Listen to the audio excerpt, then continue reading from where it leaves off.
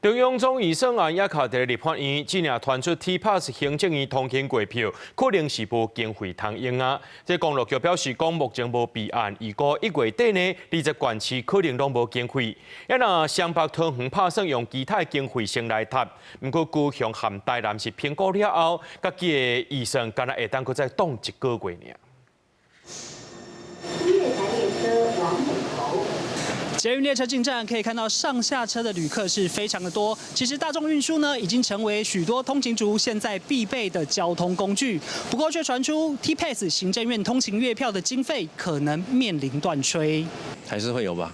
一般正常上班族可以就是不用负担那么庞大的那个通勤费用。有影响，都会搭捷运或火车，然后公车也有。那其实这样花下来是差到2倍有。大部分的使用者拢希望会当继续补助，虽然 T-Pass 经费由中央甲地方共同负担，不过中央总预算案还阁伫立法院卡关。交通部公路局讲，目前并无备案，估计1月底除了金门、马祖以外，其他20个县市拢会受到影响。大概1个月之后，那如果说公务局的这个预算如果还没办法拨付的话，可能相对的各地方政府的一个经费的拨付，可能会面临一些相关的一个课题。T-Pass 使用的范围真宽，亲像捷运、客运、代替等等大众运输拢包括在内。对通勤的人来讲，会当省袂少交通的开销。中央补助若长去，每个月会冲击差不多982000个 T-Pass 的使用者。袂少地方政府已经评估启动应变的机制，可能先以地方自筹款或者是订机票的收入来搭。我们在今年已经编了11亿元。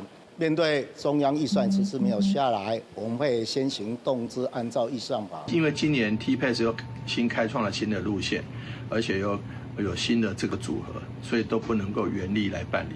北北基桃市府会伫12开会讨论，台北市按算以旧年存的钱加上自筹款来运用，新北市、桃园市会先摊部分的款项。台中市强调讲，地方应该负担的部分，照目前的机制继续拨予业者。也若分林县按算由县府来运用，台南市甲高雄市预估暂时会当冻1个月，台东县至少会当冻到2月份，宜兰县预估靠县府恐惊干来当支援到3月底。记者综合报道。